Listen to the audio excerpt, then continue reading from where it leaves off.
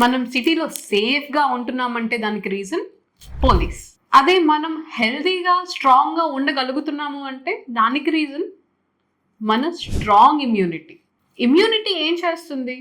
Police ఎలాగైతే మనల్ని దొంగల నుంచి కాపాడతారో అలాగే మన ఇమ్యూనిటీ కనుక రైట్ డైరెక్షన్లో ఉన్నట్లయితే మన బాడీని వైరసెస్, బ్యాక్టీరియా, ఫంగస్ వీటన్నిటి నుంచి మనల్ని కాపాడుతుంది అండ్ మనల్ని స్ట్రాంగ్గా ఉంచుతుంది.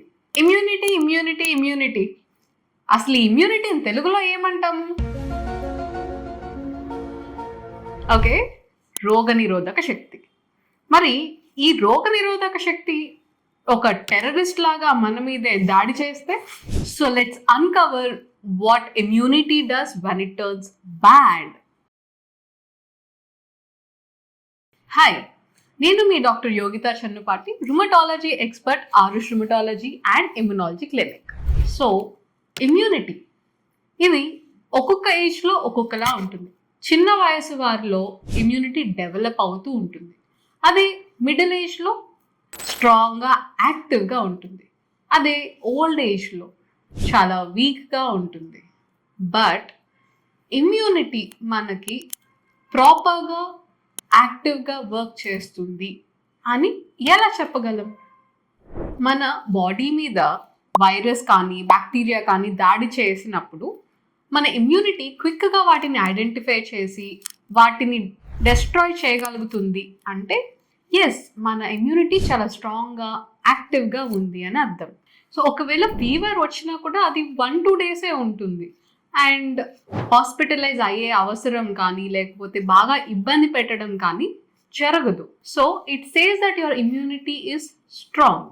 అలా కాకుండా కొంతమందికి రిపీటెడ్గా ఇన్ఫెక్షన్స్ వస్తుంటాయి. ఒకసారి సోర్ థ్రోట్ అంటారు, ఒకసారి ఏమో స్కిన్ మీద సెల్యులైటిస్ లాగా ర్యాషెస్ వస్తున్నాయి అంటారు. అలా రిపీటెడ్గా ఏదో ఒక ఇన్ఫెక్షన్ రావడము, హాస్పిటలైజ్ అవ్వడము ఇట్లా జరుగుతుంది అంటే there is a problem with their immunity.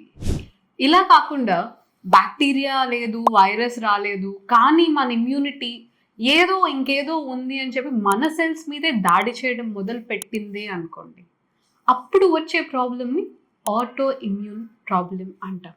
అంటే మన ఇమ్యూనిటీ ఎవ్వరు బ్యాక్టీరియా, వైరస్ ఏమీ లేకపోయినా మన సెల్స్నే, మన స్కిన్నో లేకపోతే మన జాయింట్స్నో లేకపోతే మన ఆర్గన్స్ అంటే అవి లంగ్స్ కానీ, హార్ట్ కానీ, కిడ్నీ కానీ వేటినైనా కూడా మనది కాదు అనుకుని వాటిని దాడి చేసి మనకి ఇబ్బంది తీసుకొస్తుంది అంటే మన ఇమ్యూనిటీ సరిగ్గా లేదు అని అర్థం.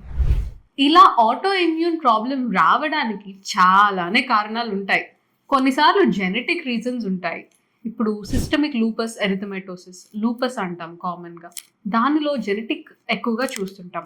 అయితే హార్మోనల్ చేంజెస్ అంటే ఎస్పెషల్గా మనకి చూసినట్లయితే ఇమ్యూనిటీ ప్రాబ్లమ్స్ ఆడవాళ్ళలో ఎక్కువగా చూస్తుంటాం. కొన్ని రుమటాయిడ్ ఆర్థరైటిస్ లాంటివి. సో ఇవేంటంటే మన హార్మోనల్ చేంజెస్ ఉండడం వల్ల అది మన హెల్తీ సెల్స్ని కూడా అబ్నార్మల్గా అంటే బ్యాక్టీరియా లాగా అనుకుని వాటిని దాడి చేయడం అనేది మొదలు పెడతా ఉంటుంది. ఇలా కాకుండా కోవిడ్ వైరస్ కానీ అలాంటిదే ఎప్స్టిన్ బార్ వైరస్ అని ఇంకొక వైరస్, ఇట్లాంటి వైరసెస్ మన మీద దాడి చేసినప్పుడు మన ఇమ్యూనిటీ పరిణామం చెందుతుంది. అలా చేంజ్ అయిన ఇమ్యూనిటీ ఒక్కొక్కసారి మన హెల్దీ సెల్స్ని డ్యామేజ్ చేయడం జరుగుతుంది. సో ఈ ఇమ్యూనిటీ అనేది ఎక్కడైతే అటాక్ చేస్తుందో, అది ఒక హార్ట్ కానీ, ఒక లంగ్ కానీ, ఒక జాయింట్ కానీ ఎక్కడైతే అటాక్ చేస్తుందో అక్కడ మనకి వాపు, ఇన్ఫ్లమేషన్ అనేది ఉంటుంది. అలాగే ఆ ప్లేస్లో నొప్పి కూడా ఉంటుంది. సో దీంతో పాటు అలా రిపీటెడ్గా వాపు వచ్చి ఆ ప్లేస్ ఏదైతే ఉంటుందో అది పూర్తిగా డ్యామేజ్ అయిపోతుంది. అసలు మన ఇమ్యూనిటీ ఇది మన సెల్లు, ఇది వైరస్ అని ఎట్లా కనిపెడుతుంది? అలా చూసుకున్నట్లయితే మన సెల్స్కి కొన్ని ప్రోటీన్స్ ఉంటాయి. ఆ ప్రోటీన్స్ ఉన్న ప్రతి సెల్ని ఇది మన సెల్లు, దీన్ని మనం దాడి చేయకూడదు అని ఇమ్యూనిటీ గుర్తుపెట్టుకుంటుంది. అయితే మనం ఎలాగైతే చదివి గుర్తుపెట్టుకుంటామో అలాగే ఇది కూడా మెమరీ సెల్స్ అని ఉంటాయి. ఆ సెల్స్ వీటన్నిటిని చూసుకొని గుర్తుపెట్టుకుంటూ ఉంటుంది. ఇక మరి ఇమ్యూనిటీ మన మీద ఎందుకు దాడి చేస్తుంది అంటే ఎప్పుడైతే ఆ ప్రోటీన్స్ని ఇది మర్చిపోతుందో, లేకపోతే ఈ ఇమ్యూనిటీ ఈ వైరస్ వల్ల కానీ హార్మోనల్ చేంజెస్ వల్ల కానీ మారిపోతుందో దానివల్ల ఈ ప్రోటీన్స్ని ఐడెంటిఫై చేయకపోవడం వల్ల ఇది మన సెల్ కాదేమో అని చెప్పి దాని మీద యాంటీబాడీస్ రిలీజ్ చేయడం జరుగుతుంది. అలా ఒక్కసారి రిలీజ్ అయిన యాంటీబాడీస్ అది పూర్తిగా నశించిపోయేంత వరకు వదిలిపెట్టాయి. సో మనకి ఇమ్యూనిటీ ప్రాబ్లం అనేది ఇలా మొదలవుతుంది. మనం కామన్గా వింటుంటాం కదా, ఏంటి నా ఇమ్యూనిటీ తగ్గిపోయింది, లేకపోతే నాకు ఇమ్యూనిటీ చాలా ఎక్కువ ఉంది అని చెప్పి. అసలు మన ఇమ్యూనిటీ ఎలా వర్క్ చేస్తుందో ఇప్పుడు మనం తెలుసుకుందాం. మన ఇమ్యూనిటీ మామూలుగా అంటే ఇప్పుడు బయట నుంచి ఏ వైరస్ బ్యాక్టీరియా ఏమి దాడి చేయట్లేదు అన్నప్పుడు చాలా సైలెంట్గా ఉంటుంది. కానీ అలాంటివి ఏమన్నా వచ్చినప్పుడు మాత్రమే ఇమ్మీడియట్గా ఇట్లా వచ్చిందంటే అలా ఒక వితిన్ మినిట్స్ దాన్ని ఐడెంటిఫై చేసి దాని మీద దాడి చేసి అది మన బాడీలోంచి బయటకి వెళ్ళిపోయేంత వరకు అది నిద్రపోతుంది. సో ఇది నార్మల్గా మన ఇమ్యూనిటీ ఉండే విధానం. సో ఇక్కడ తక్కువ ఎక్కువ అని ఉండదు, ఎక్కడ ఎంత అవసరమో అంత ఉంటుంది. మరి ఈ ఇమ్యూనిటీ సమస్యల్లో ఏమవుతుంది? ఇమ్యూనిటీ మన సెల్స్ని ఐడెంటిఫై చేయకపోవడం వల్ల డ్యామేజ్ అనేది రిపీటెడ్గా జరుగుతూ ఉంటుంది. సో ఆ రిపీటెడ్గా మనకి డ్యామేజ్ అవ్వడం వల్ల వాపులు రావడం కానీ నొప్పులు రావడం కానీ ఇది కంటిన్యూస్గా ఉండడం వల్ల మనకి నీరసం అనేది ఉండడం కానీ చూస్తుంటాం. నార్మల్గా చూసినట్లయితే మన ఇమ్యూనిటీ ఎక్కడైతే ఇన్ఫెక్షన్ ఉంటుందో అక్కడ మాత్రమే యాక్టివ్గా వర్క్ చేస్తుంది. అంటే లివర్కి ఇన్ఫెక్షన్ వచ్చింది అనుకోండి, ఆ లివర్లో మాత్రమే అది యాక్టివ్గా ఉంటుంది. మొత్తం బాడీలో మొత్తం యాక్టివ్గా ఉండి అన్నిటినీ డ్యామేజ్ చేయడం లాంటి పనులు చేయదు. సో ఆ ఇన్ఫెక్షన్ లివర్లో ఎప్పుడైతే తగ్గిపోతుందో ఇమ్యూనిటీ కూడా నిదానంగా తగ్గిపోయి నార్మల్ అయిపోతుంది అన్నమాట. కానీ మన ఆటో ఇమ్యూన్ ప్రాబ్లమ్స్లో ఎట్లా ఉంటుందంటే అది కంటిన్యూస్గా ఇంకా లివర్ అని కాదు, కిడ్నీ అని కాదు, హార్ట్ అని కాదు, లంగ్స్ అని కాదు, ఐస్ కానీ జాయింట్స్ కానీ ఇలా అది ఏదైతే ఆర్గాన్ని చూస్ చేసుకుంటుందో ఆ ప్లేస్లో రిపీటెడ్గా డ్యామేజ్ చేస్తూ ఉంటుంది. దానివల్ల స్వెల్లింగ్ వాపులు అనేవి కంటిన్యూస్గా ఉంటూ ఉంటాయి. ఒక్కొక్కసారి పెరుగుతూ ఉంటాయి, ఒక్కొక్కసారి తగ్గుతూ ఉంటాయి. అలా జరుగుతూ ఉంటూనే ఉంటుంది. అందువల్లే ఎప్పుడు చూసినా కూడా నీరసం అనేది చాలా కామన్గా మనం చూస్తుంటాం. మన ఇమ్యూనిటీ మన మీదే దాడి చేసినప్పుడు ఏ లక్షణాలు చూస్తామో ఇప్పుడు తెలుసుకుందాం.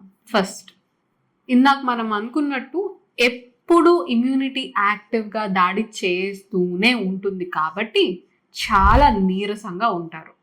అది కాకుండా ఒకవేళ జాయింట్స్ మీద దాడి చేస్తున్నట్లయితే మనకి కీళ్ళ నొప్పులు, కీళ్ళ వాపులు అనేది చూస్తుంటాం.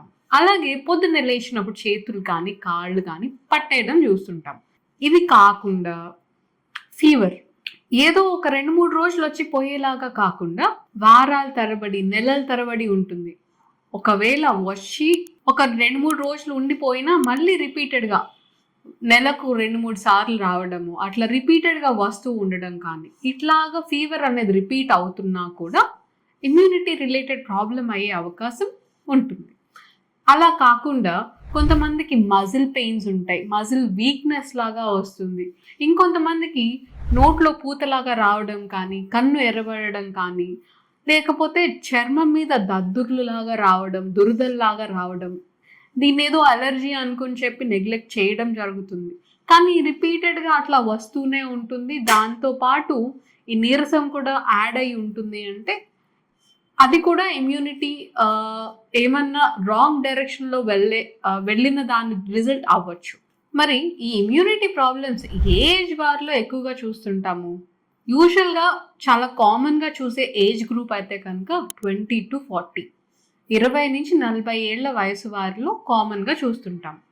కానీ అంతకంటే చిన్న వయసు వారిలో కూడా మనకి చూసే అవకాశం ఉంటుంది. ఈవెన్ 60 ఏళ్ల వయసులో కూడా రుమటాయిడ్ ఆర్థరైటిస్ కానీ, సోరియాటిక్ ఆర్థరైటిస్ కానీ ఒక్కొక్కసారి మనం ఐడెంటిఫై చేసిన సందర్భాలు కూడా ఉన్నాయి. అయితే పర్టికులర్గా ఆడవాళ్లలో మగవాళ్లలో ఎవరిలో ఎక్కువగా వస్తాయి అని అడిగితే in general as a whole మాట్లాడుకోవాలి అంటే ఆడవాళ్లలో ఎక్కువగా చూస్తాము. కానీ యాంకిలోజింగ్ స్పాండిలైటిస్ అంటే ఇది ఎక్కువగా బ్యాక్ అంటే యంగ్ 30-20 year old మగవారిలో ఎక్కువగా చూస్తుంటాం అన్నమాట. సో అలా కొన్ని డిసీజెస్ పర్టికులర్గా SLE ఈ లూపస్ అనేది ఆడవాళ్ళల్లో ఎక్కువగా చూస్తుంటాం. రుమటాయిడ్ ఆర్థరైటిస్ ఇది కూడా ఎక్కువగా ఆడవాళ్ళల్లో చూస్తుంటాం. సో ఇలాగ కొన్ని డిసీజెస్లో మారుతుంది, కానీ ఓవరాల్గా చూసుకున్నట్లయితే ఆడవాళ్ళల్లో అండ్ అది కూడా చిన్న వయసు వాళ్ళల్లో రిప్రొడక్టివ్ ఏజ్ గ్రూప్లో ఉన్న వాళ్ళలో ఎక్కువగా చూడడం అనేది జరుగుతుంది. సో అందుకని చిన్న వయసు వారిలో ఇట్లాంటి సిమ్టమ్స్ కనుక మనం చూసినట్లయితే తప్పకుండా నెగ్లెక్ట్ చేయకుండా ఒక రుమటాలజిస్ట్ని కన్సల్ట్ చేయాలి. అంటే యంగ్గా ఉన్నాం కదా ఇది ఏం కాదు అని నెగ్లెక్ట్ అయితే చేయకూడదు. అలాగే ఫ్యామిలీలో కనుక ఎవరికైనా ఇట్లా ఆటో ఇమ్యూన్ ప్రాబ్లమ్స్ కనుక ఉన్నట్లయితే వాళ్ళు మరింత జాగ్రత్తగా ఉండడం మంచిది. భయపడవలసిన అవసరం లేదు, కానీ ఇలాంటి లక్షణాలు కనుక ఉన్నట్లయితే త్వరగా రుమటాలజిస్ట్ని కన్సల్ట్ చేయడం వల్ల ఆర్గాన్ డ్యామేజ్ని మనం ప్రివెంట్ చేయవచ్చు. మన ఇమ్యూనిటీ నార్మల్గా ఫంక్షన్ చేస్తున్నప్పుడు ఏదైనా ఫీవర్ కానీ బ్యాక్టీరియా వల్ల కానీ వైరస్ వల్ల కానీ వచ్చినట్లయితే దానికి మనం ట్రీట్మెంట్గా మనం యాంటీవైరల్ యాంటీబయాటిక్ వాడుతుంటాం. సో అది కూడా కొన్ని వారాలు వాడతాం. వాడిన తర్వాత అది ఇన్ఫెక్షన్ ఎప్పుడైతే తగ్గిపోతుందో మనం కూడా నార్మల్ అయిపోతాం. అలాగే రెస్ట్ తీసుకుంటే దాని నుంచి మళ్ళీ కోలుకోవడం అనేది జరుగుతుంది. కానీ ఈ ఆటో ఇమ్యూన్ ప్రాబ్లమ్స్లో అటాకింగ్ మన ఇమ్యూనిటీ కంటిన్యూస్గా మన ఆర్గాన్స్ మీద దాడి చేస్తుంది కాబట్టి మెడిసిన్ కూడా కొంచెం లాంగ్గా వాడాలి. అంటే ఒక్కొక్కసారి 1-2 years అట్లా వాడాల్సి ఉంటుంది. అలా వాడటం వల్ల మన బాడీలో అటాకింగ్ అనేది పూర్తిగా నిలిచిపోయి ఆ ఇమ్యూన్ ప్రాబ్లం కూడా ఒక్కొక్కసారి మన ఇమ్యూనిటీ మర్చిపోవడం అనేది జరుగుతుంది. సో ఇలా జరగాలి అంటే మనకి మెయిన్గా ఫస్ట్ ఎర్లీ డయాగ్నోసిస్, ముందుగా ఈ ప్రాబ్లమ్ని ఐడెంటిఫై చేయడం అనేది చాలా అవసరం. తర్వాత ఆ మెడిసిన్ దానికి తగ్గట్టుగా వాడడం అనేది అవసరం. సో మనం యూజ్ చేసే మెడిసిన్ని మనం బయోలాజిక్స్ కానీ డిమార్డ్స్ అంటే డిసీజ్ మోడిఫైయింగ్ మెడికేషన్స్ అని అంటాం. సో ఈ మెడిసిన్స్ అనేవి మన బాడీలో ఎక్కడైతే అన్నెసెసరీగా యాక్టివ్గా ఇమ్యూనిటీ ఉంటుందో దాన్ని తగ్గించి నార్మలైజ్ చేయడానికి ట్రై చేస్తుంది అన్నమాట. మెడిసిన్తో పాటు ప్రాపర్ లైఫ్ స్టైల్ అంటే ఫుడ్, యాంటీ ఇన్ఫ్లమేటరీ డైట్ తీసుకోవడం, ప్రాసెస్డ్ ఫుడ్స్ని తగ్గించి తీసుకోవడం, అసలు నన్ను అడిగితే పూర్తిగా అవాయిడ్ చేయడం మంచిది.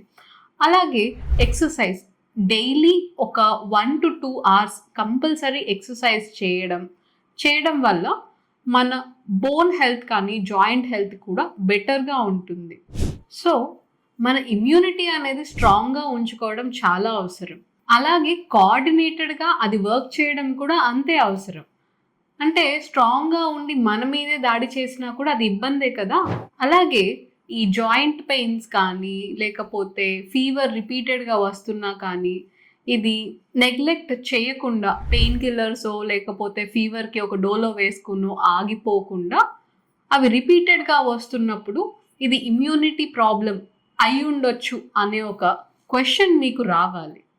దానివల్ల మీకు ఎర్లీగా మీకున్న ప్రాబ్లమ్ని ఐడెంటిఫై చేయడానికి అవుతుంది. అలా ఎర్లీగా ఐడెంటిఫై చేసినట్లయితే ప్రాపర్ మెడిసిన్ తీసుకున్నట్లయితే క్యూర్ అయ్యే ఛాన్సెస్ కూడా ఎక్కువగా ఉంటుంది. సో మీ ఆరోగ్యం మీ చేతుల్లోనే ఉంటుంది కదా. So don't neglect your symptoms and land in trouble. Organs ఒక్కసారి డ్యామేజ్ అయితే అవి మళ్ళీ తిరిగి రావు. సో వాటిని కాపాడుకోవాలి అంటే మీరు త్వరగా మేల్కోవాలి. Thanks for watching. ఇలాంటి మరిన్ని ఇమ్యూన్ హెల్త్ రిలేటెడ్ వీడియోస్ కోసం ఈ వీడియోని లైక్ చేయండి అండ్ వెంటనే ఈ ఛానల్ని సబ్స్క్రైబ్ చేయండి. And this is doctor Yogita Channupati signing off.